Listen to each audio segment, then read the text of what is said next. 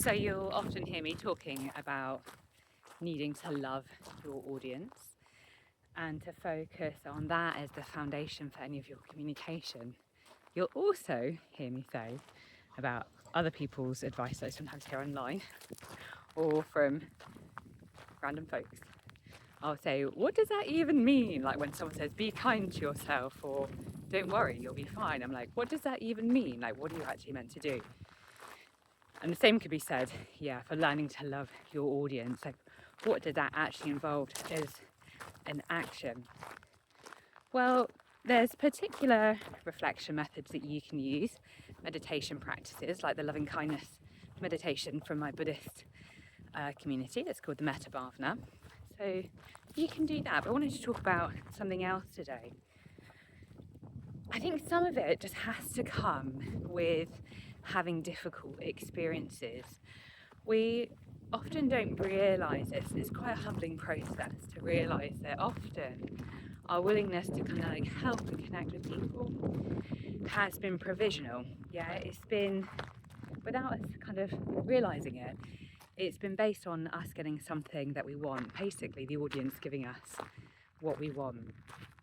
And when we don't get what we want from people, it forces us to, well, it can force us if we choose, to look at our real motivations, what we were actually trying to get out from the situation, which could just be like approval. That's often something that we're looking for from our audience.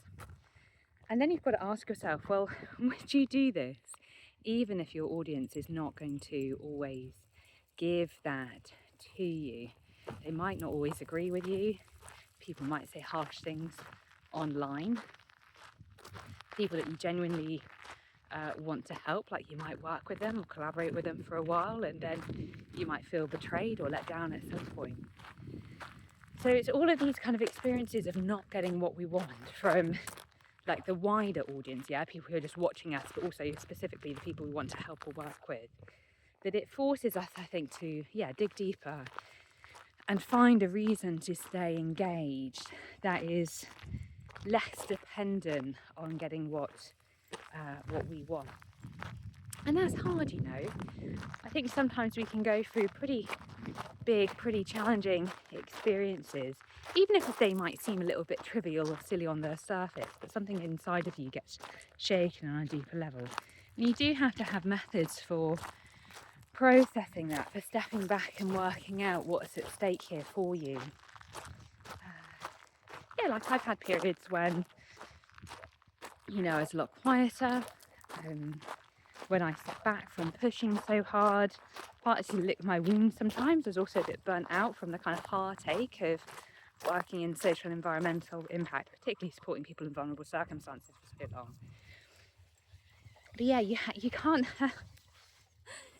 you can't just have this idea that love is just some like nice fluffy little thing, like a little mindset move that you do. It's something that, if it's real, a kind of mature love, it's something that's sustained and gets kind of developed, or hardened's not the right word, but perhaps kind of forged or something in those really, really difficult times. So if you're ever going through a challenging experience, personally or professionally, just like ask yourself, well, what is this teaching me about love? Or what did I have wrong about love? And what do I need to learn here? That's a really, really good place to start. Like we cannot control what other people do. And I say this as someone who does get angry and who has been and remains bitter about some things that have happened in my life. I'm not saying this as someone who's like got it all sorted.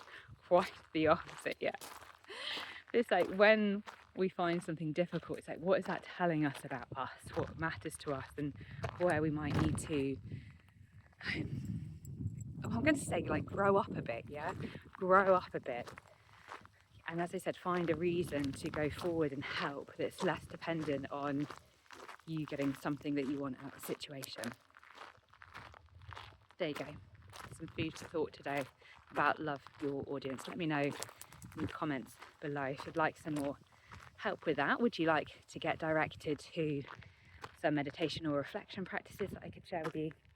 Don't forget to subscribe to this channel. Lots of love. Bye.